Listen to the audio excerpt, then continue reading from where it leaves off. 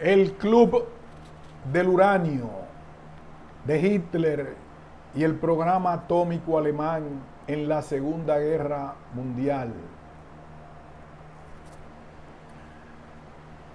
F. J.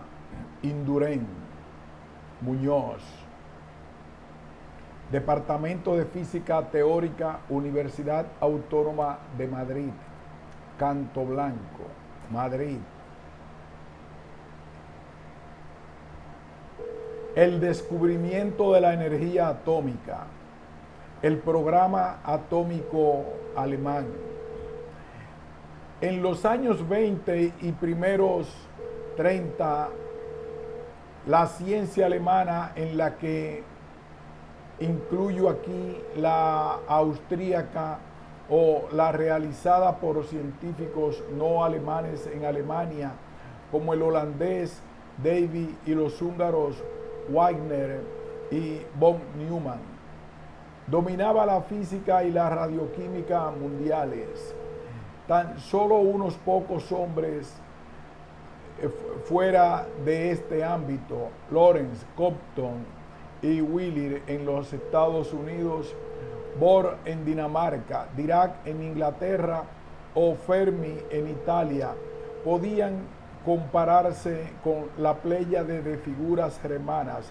Sin embargo, los científicos alemanes, el llamado Uranverein o Club de Uranio, perdieron de manera clamorosa la carrera hacia el control de la energía atómica durante la Segunda Guerra Mundial. Ni siquiera consiguieron hacer funcionar un reactor nuclear. En el presente artículo se analizarán, entre otras cosas, la historia y las razones de dicho fracaso.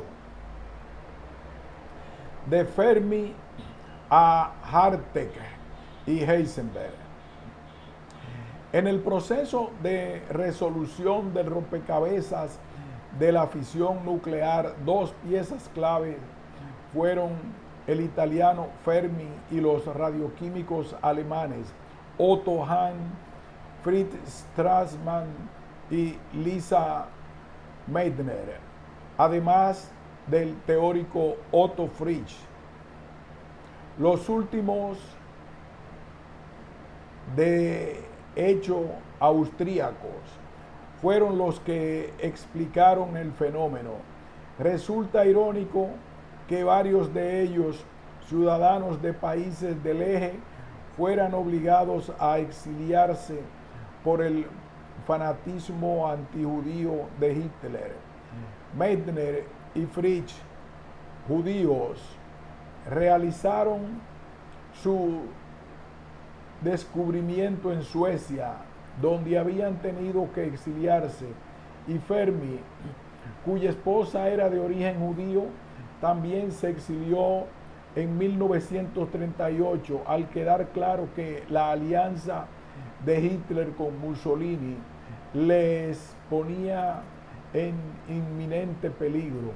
Fermi fue quien primero se dio cuenta de la importancia de utilizar neutrones de poca energía, conocidos como neutrones térmicos, para penetrar en el interior de los núcleos a partir de 1934, y quien realizase sistemáticamente la irradiación de todos los elementos de la tabla periódica.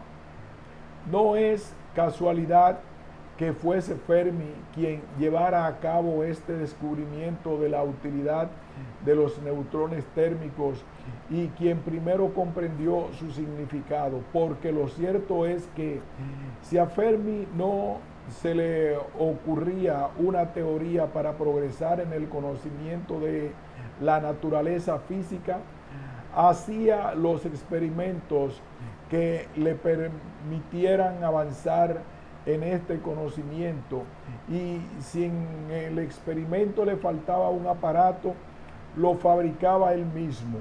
Además, después de realizar el experimento, Fermi pasaba a un estudio teórico de los resultados encontrados, con lo que su capacidad para comprender rápidamente nuevos fenómenos era realmente extraordinaria.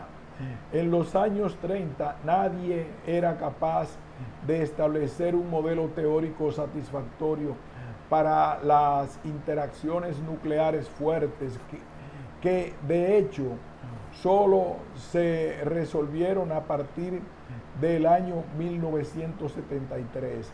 Fermi se dedicó, por tanto, a su estudio experimental. Como hemos dicho, el grupo de Roma se dedicó a irradiar los neutrones, se dedicó a irradiar con neutrones todos los elementos conocidos. Las medidas obtenidas con esto y los cálculos teóricos resultantes, Fermi desarrolló lo que se llamaba la regla de oro y la regla de platino para calcular secciones eficaces. Fueron esenciales en el desarrollo posterior de los reactores nucleares, aunque también es cierto que el propio Fermi no se dio cuenta de que los resultados del choque de los neutrones con los átomos de uranio consistían en que éste se rompía. Tuvieron que ser los radioquímicos alemanes arriba citados los que analizasen los productos de la fisión, y Bohr, que lo había sabido de Lisa Meitner, quien se lo dijese a Fermi entonces ya en Estados Unidos en 1939. La importancia práctica de la fisión se debe a que se libera una enorme cantidad de energía y además que se producen más neutrones de lo que iniciaron la reacción. Los problemas son que solo un isótopo, variedad del uranio, el conocido como U-235, produce suficientes neutrones para una reacción autosostenida. Pero este isótopo se encuentra en ínfimas cantidades en la naturaleza.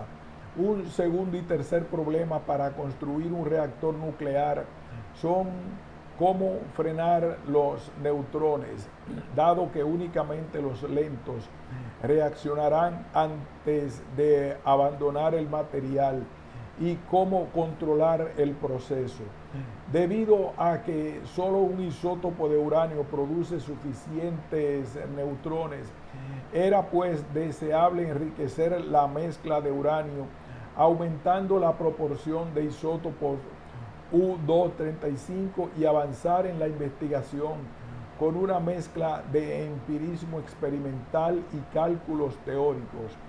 Estos eran extraordinariamente complejos, digamos, como por ejemplo, que aunque un primer modelo teórico de la fisión, conocido como modelo de la gota líquida, fue ya propuesto por Niels Bohr y el americano John Wheeler en 1939, lo cierto es que la primera explosión de una bomba atómica en Nevada el 16 de julio de 1945 demostró que los cálculos teóricos de su potencia estaban equivocados en un factor del orden de 10.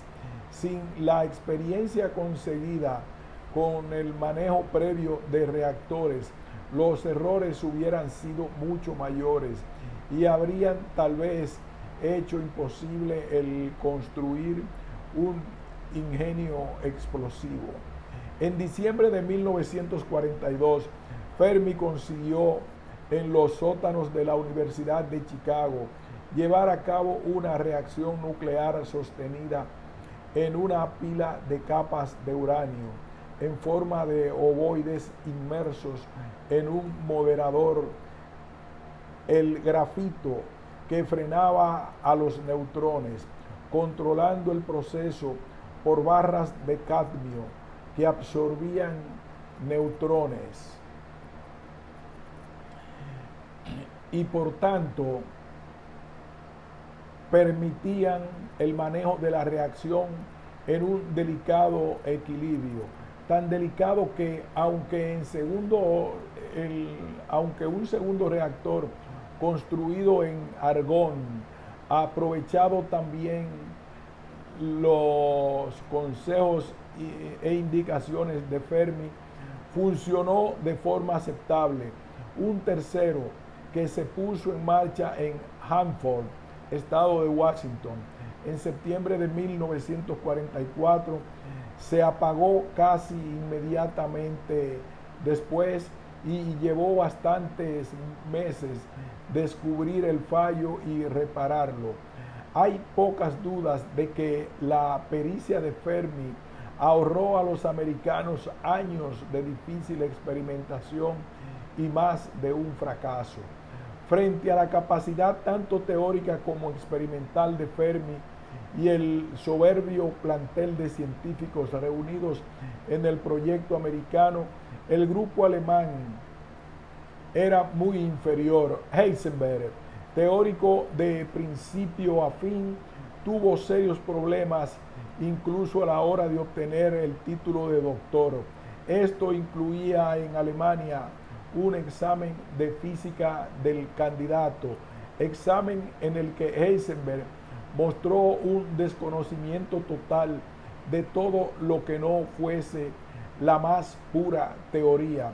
Wien, que estaba en el tribunal, era partidario de suspenderle, pero aparentemente Sommerfeld le convenció del error que sería no pasar a una persona tan brillante. Finalmente llegaron a un compromiso y Heisenberg recibió su doctorado, pero con la calificación más baja posible. Es muy probable que este desinterés de Heisenberg por la experimentación fuera una de las causas del fracaso del programa alemán de fisión nuclear, encomendado al grupo dirigido por él, el cual, intentando bajo su recomendación utilizar agua pesada muy escasa y difícil de producir en el lugar de grafito como el grupo de Fermi, y con un importante desconocimiento de secciones eficaces y ritmos de producción de neutrones, no pasó de construir prototipos de laboratorio, ninguno de los cuales funcionó. El fracaso, de hecho, fue múltiple. El abandono del grafito se debió a que unas medidas realizadas por W. Botte, que dirigió el equipo experimental alemán, equivocadas probablemente por contener el grafito excesivas impurezas, sobreestimaron la absorción de neutrones. Nadie fue capaz en Alemania de corregir estas medidas. En segundo lugar, un reactor de agua pesada es posible, como demostraron los canadienses en 1945, pero los prototipos alemanes utilizaban una geometría inapropiada y sus prototipos nunca llegaron a funcionar. Por otra parte, los alemanes fueron incapaces de darse cuenta de la importancia de utilizar aceleradores de partículas para estudios de física nuclear y desaprovecharon los dos, uno en Dinamarca y otro incompleto y nunca completado en París, a los que tenían acceso. Esta incompetencia nazi era aún más marcada por el hecho de que, según las estimaciones de los expertos, al comienzo de la guerra, en el año 1939, los alemanes llevaban 2 años de adelanto sobre los programas británicos o francés. En aquella época, los más avanzados de los dos,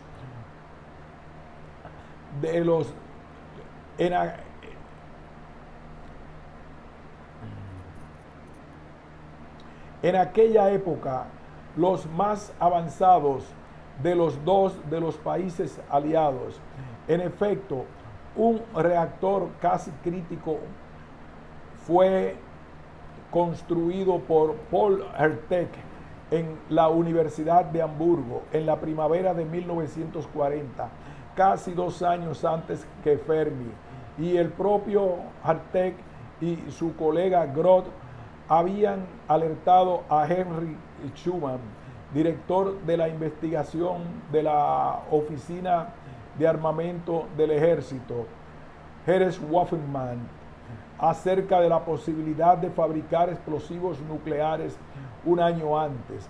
El reactor de Hartek utilizaba carbono como moderador en la forma de CO2 sólido, lo que se conoce popularmente como hielo seco, mucho más fácil de refinar que el grafito, y probablemente fracasó en hacerlo crítico por no contar a la vez con suficiente uranio y una cantidad adecuada de hielo seco. Hartek tuvo que abandonar sus experimentos e integrarse en el grupo de Heisenberg, conocido como el Uranverein, Club del Uranio, en el que jugó un papel muy secundario. Una idea gráfica de la incapacidad técnica del grupo alemán del Ultraverein la da la reacción de Gerlach cuando se enteró de que los americanos habían hecho estallar las bombas atómicas sobre Hiroshima y Nagasaki. Dirigiéndose al grupo, que incluía a Heisenberg, de científicos atómicos alemanes recluidos con él en la granja Farm Hill, donde los aliados les llevaron al final de la guerra en Alemania, les espetó: si esto es cierto, ustedes son unos incompetentes. Efectivamente lo eran, excepto el propio Gerlach y Heisenberg, uno de los teóricos más brillantes del siglo, pero como ya se ha comentado, con serias carencias como experimentador. Hahn, un radioquímico excelente, pero que rehusó participar en el programa alemán y al que los aliados también recluyeron en Farm Hill, abundó en la opinión de Gerlach. La cuestión económica. Queda la pregunta de si los hermanos hubiesen podido construir una bomba atómica si no hubiesen espantado a sus mejores científicos. La respuesta es un reactor nuclear, seguramente sí, pero en las circunstancias que se dieron en Alemania a partir de 1941, una bomba muy probablemente no, aunque tal vez si se hubiesen tomado la cuestión en serio en 1940. Por ejemplo, si el reactor de Hartek hubiese funcionado, y ello debido a la cuestión económica. En un principio, la política de Hitler pareció resolver los problemas económicos de la República de Weimar, pero esta solución, basada en promover el empleo por medio de la industria armamentística, llevaba a medio plazo a la ruina. Una causa no trivial de la insensata carrera hacia la guerra del Tercer Reich es que ésta permitía al gobierno de Hitler no pagar sus deudas. Pero la situación económica no se arregla con milagros, y durante toda la guerra la financiación de cualquier actividad que no fuese directamente rentable para el esfuerzo bélico era simplemente imposible en Alemania. Son estos, la disponibilidad de científicos de primera línea y la capacidad económica e industrial, los dos pilares sobre los que basar cualquier esfuerzo que involucre de forma decisiva a la tecnología, desde la fabricación de una bomba atómica a la implementación de Internet. Pero con respecto al desarrollo de la energía atómica, no bastan científicos cualesquiera la aparente sencillez del proceso final de producción de esta energía, violenta o no, oculta la enorme dificultad que supuso descubrirlo. Después del fin de la guerra, 2 misiones americanas se desplazaron a Alemania y a Japón con el fin de, entre otras cosas, estudiar la situación económica de estos países antes, durante y después de la guerra. El conocido economista John K. Galbraith fue parte de ambas y cuenta algunos resultados en su autobiografía Alive in Our Times, Houston. La economía alemana, según estos estudios, superaba a la británica en un 30%, aunque estaba muy mal gestionada. El esfuerzo de guerra era tal que no quedaban recursos en ninguno de estos dos países para dedicarlos a una incierta investigación nuclear. Gran Bretaña la abandonó completamente en 1943 al darse cuenta de lo costoso del esfuerzo y lo aleatorio de sus resultados, yéndose sus científicos a engrosar el contingente americano y canadiense. Los proyectos alemanes nunca tuvieron una financiación suficiente ni de lejos. Únicamente los Estados Unidos, con un producto bruto que casi duplicaba al alemán y 10 veces superior al japonés, pudo permitirse el lujo de mantener una guerra con las dos, Alemania y Japón. Y además, en plena guerra, en 1944, gastar los $1.000 millones que el proyecto Manhattan, nombre en clave del programa nuclear americano, consumía al año en una empresa cuya factibilidad no estaba garantizada. En efecto, debido a que no estaba claro cuál era el procedimiento,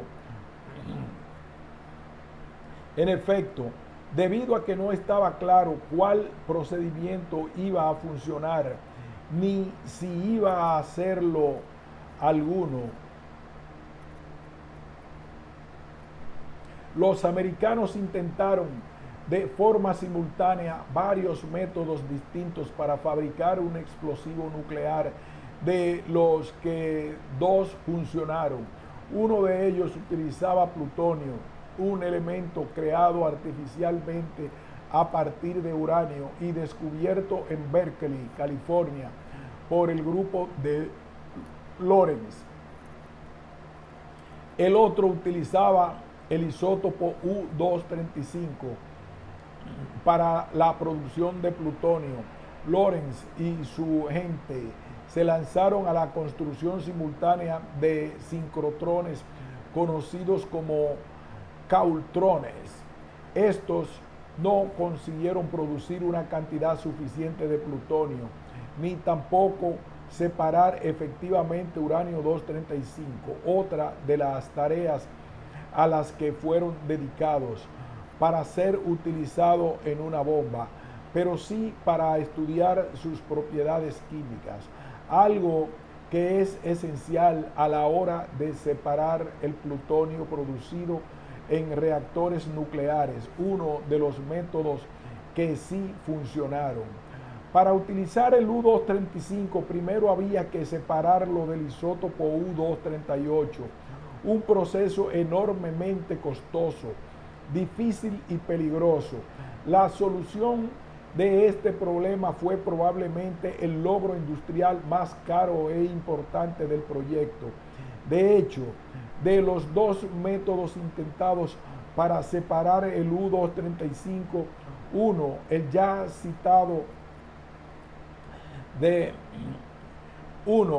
ya citado de hacerlo por medio de aceleradores de partículas, haciéndolos trabajar como espectrómetros de masas, no funcionó, y únicamente los procedimientos de difusión de un compuesto de uranio, hexafluoruro, produjo lenta y difícilmente cantidades apreciables, tan lenta y difícilmente que de las primeras 3 bombas, la del primer test y la de Nagasaki utilizaron plutonio y solo la de Hiroshima empleó uranio.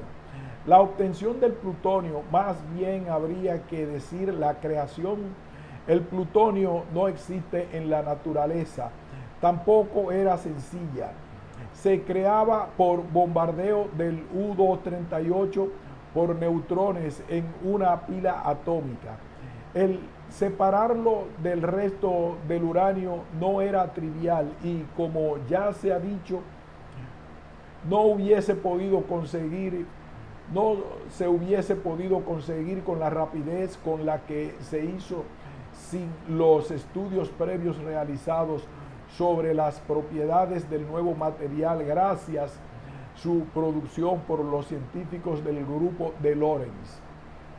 De este breve repaso a los trabajos requeridos por la fabricación de la bomba americana, resulta evidente que Alemania no hubiera podido, a partir de 1942, cuando el esfuerzo bélico, sobre todo en Rusia, empezó a exigir todos los recursos económicos, fabricar una bomba, aun si hubiesen logrado hacer funcionar un reactor.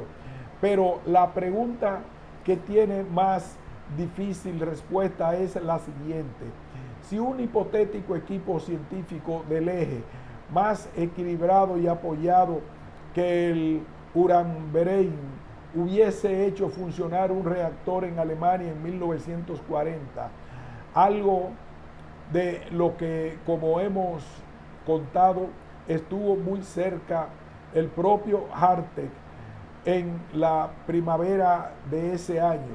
Y si una persona competente como Speer hubiese estado entonces a cargo de la economía nazi, hubiese sido posible para los alemanes construir una bomba atómica.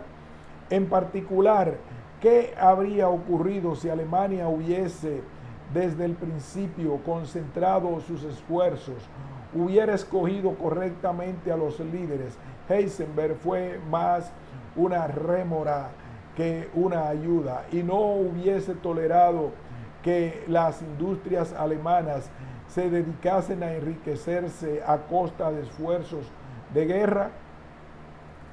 Por supuesto, es imposible una respuesta a tal pregunta, pero mi opinión personal es que en estas circunstancias sí, los esfuerzos que se realizaron para, por ejemplo, las B1 y B2 y el desarrollo de cazas a reacción transferidos al programa nuclear hubieran muy probablemente llevado a una bomba atómica alemana, tal vez en 1943 o 1944. Es indudable que una de las causas de la derrota del Segundo Reich fue su nefasta política científica. Otros programas nucleares.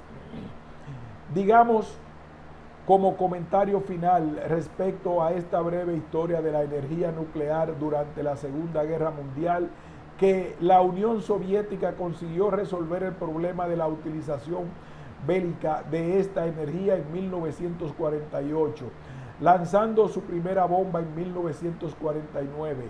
Indudablemente, el saber que esta utilización era posible y conocer los métodos empleados por los americanos, en parte por filtraciones de simpatizantes comunistas, ayudó enormemente al programa nuclear soviético, que por otra parte dedicó a ello enormes energías. Francia, uno de cuyos científicos, Frédéric Joliot, fue quien primero midió flujos de neutrones y consideró la posibilidad de producir reacciones en cadena, y Gran Bretaña hubieran probablemente podido llegar a construir ingenios autóctonos en aproximadamente las mismas fechas si hubieran dedicado a tal fin el mismo esfuerzo que los rusos. Al no hacerlo, retrasaron bastante su incorporación al club, en particular Francia, país que decidió hasta la ascensión de Gaulle al poder renunciar al uso militar de la energía atómica. Sin embargo, tanto Francia como Gran Bretaña construyeron reactores nucleares experimentales ya en 1948 y Canadá, bien es verdad que con ayuda de científicos franceses y británicos, se les adelantó poniendo en marcha un reactor que utilizaba agua pesada como moderador en 1945. Desde luego, el esfuerzo guerrero de Canadá no resultó excesivamente pesado para su economía, lo que les permitió dedicar recursos a la energía nuclear y su capacidad de atracción como país alejado del teatro de operaciones bélicas le ayudó a contar con profesionales competentes. El ejemplo de Canadá pone de nuevo de manifiesto la falta de altura de los científicos que se alinearon con el Tercer Reich.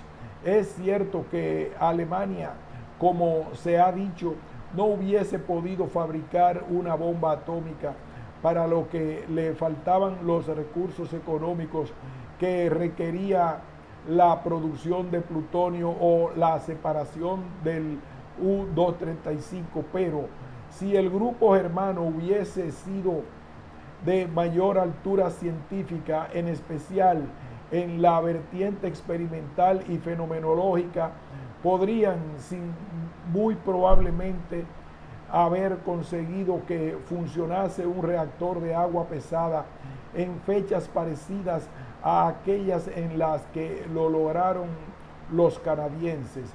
Pero los Bethe, Meitner, Fritsch y tantos otros que hubieran podido hacerlo se habían marchado, y los Hahn, von Lohe y Planck rehusaron participar en el esfuerzo nazi.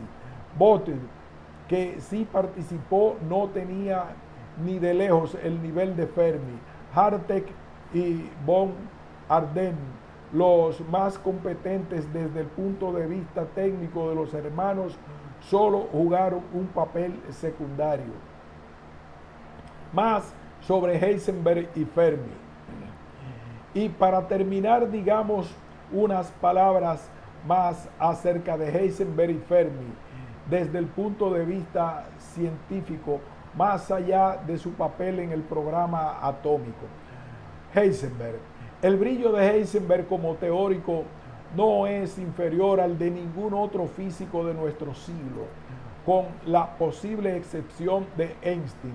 En 1925, durante unas vacaciones en Helgoland, huyendo de una fuerte alergia, tuvo lo que él califica de relámpago de intuición y formuló esencialmente los fundamentos de la mecánica cuántica al postular que, a diferencia de las cantidades clásicas que pueden multiplicarse en cualquier orden, el producto de dos variables cuánticas depende del orden en el que se realice.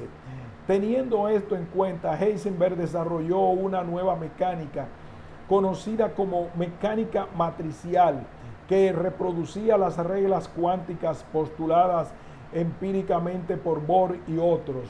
2 años después, Heisenberg mostró que su mecánica implicaba el principio conocido como principio de incertidumbre o de indeterminación, según el cual cantidades tales como posición o velocidad no tienen a escala microscópica valores bien definidos, comenzando con ello una revolución cuyos fundamentos aún hoy no son completamente comprendidos y cuyas aplicaciones son innumerables. Aparte de estos trabajos fundacionales, Heisenberg realizó una de las primeras aplicaciones de la mecánica cuántica al resolver el átomo de helio.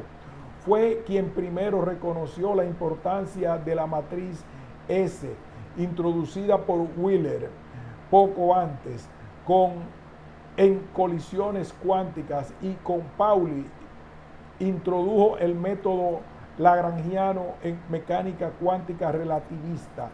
Además de esto, Heisenberg imaginó uno de los conceptos básicos de la física de partículas, el de simetría interna, con su teoría de lo que hoy llamamos isospin, y desarrolló la teoría del ferromagnetismo.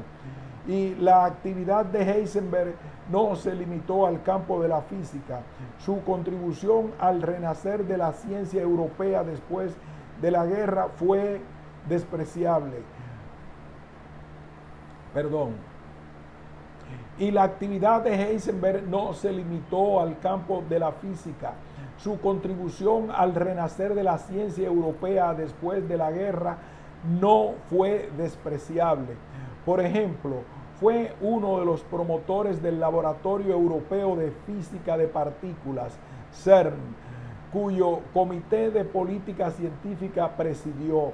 Heisenberg siguió también intentando trabajar en física después de acabada la guerra, pero nunca se sobrepuso a su fracaso personal, el colaborar con el Tercer Reich, ni al profesional en su faceta como experimentador en el fiasco del programa nuclear nazi, aunque formó algún sucesor. Varios de los más competentes teóricos alemanes de la posguerra tuvieron contacto con él. Su herencia no puede ni de lejos compararse con la dejada por Fermi en los Estados Unidos. Tampoco resultaron relevantes sus contribuciones teóricas. Heisenberg se empeñó en buscar una teoría unificada de la dinámica de las partículas elementales sobre bases muy poco sólidas y en fundamentar la teoría de los campos cuánticos relativistas, identificando la renormalización con la cuestión de la existencia de una métrica indefinida en el espacio de los estados, algo también muy alejado de la realidad.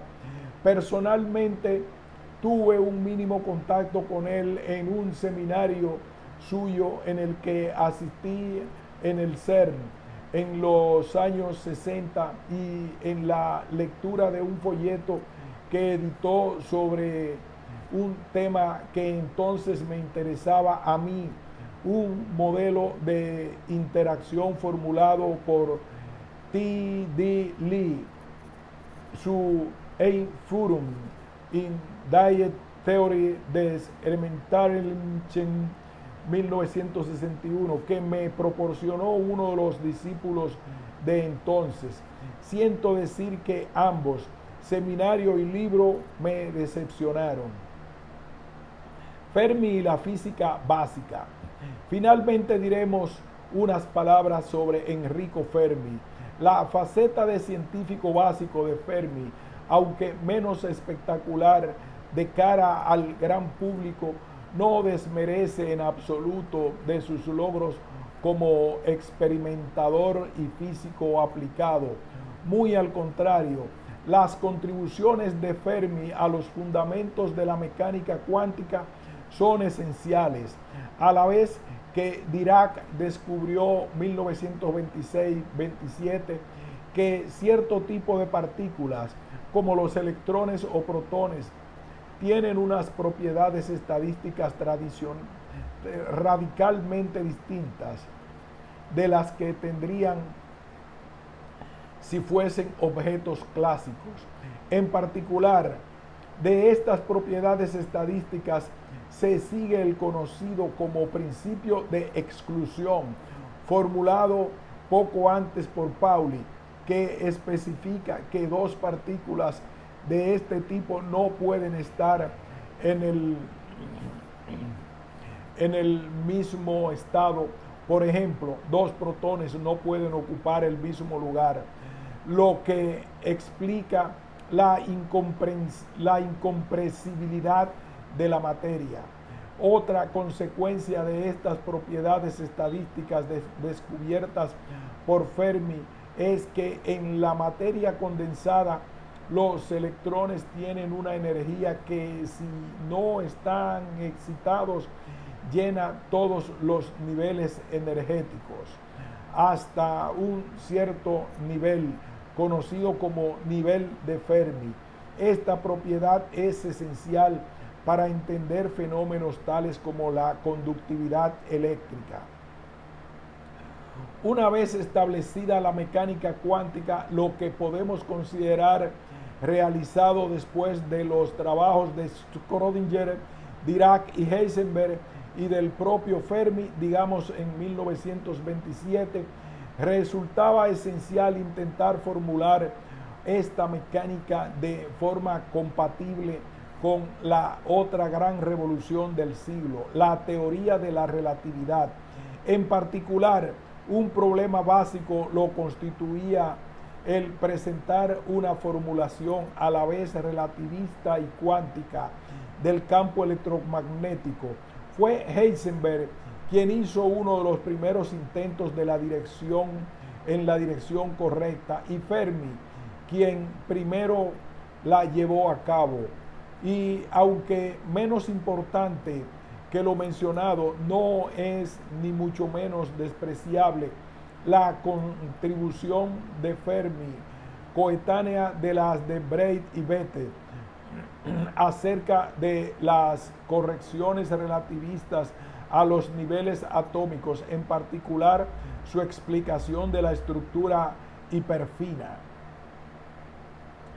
La última contribución de Fermi que discutiremos en detalle se refiere a la formulación de la teoría de las interacciones débiles, que son las responsables de muchas desintegraciones radiactivas, en particular de la desintegración beta.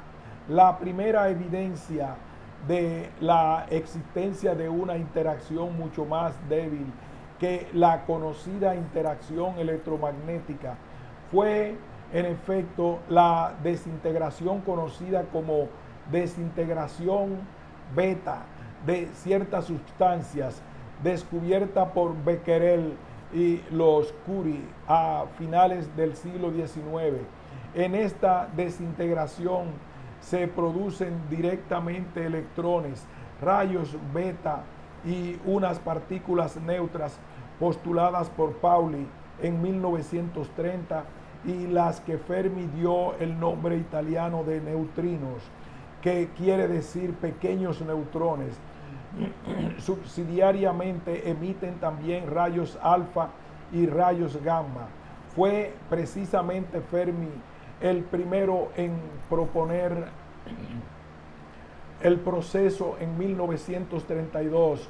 En lenguaje moderno diríamos que un quark de tipo D en el interior de uno de los neutrones del núcleo que se desintegra se convierte en un quark de tipo U, emitiendo un electrón y un neutrino. En la teoría de Fermi, la interacción, que por ser mucho menos intensa que la familiar electromagnética, no se conoce como interacción débil, solo tenía lugar si las partículas de U, E y neutrino se encontraban en el mismo punto. En esto se diferenciaba de la interacción electromagnética medida por el intercambio de fotones a distancias finitas. La teoría de Fermi subsistió durante bastante tiempo únicamente en los años 70 y 80, al realizarse experimentos a grandes energías, docenas e incluso cientos de miles de millones de electronvoltios.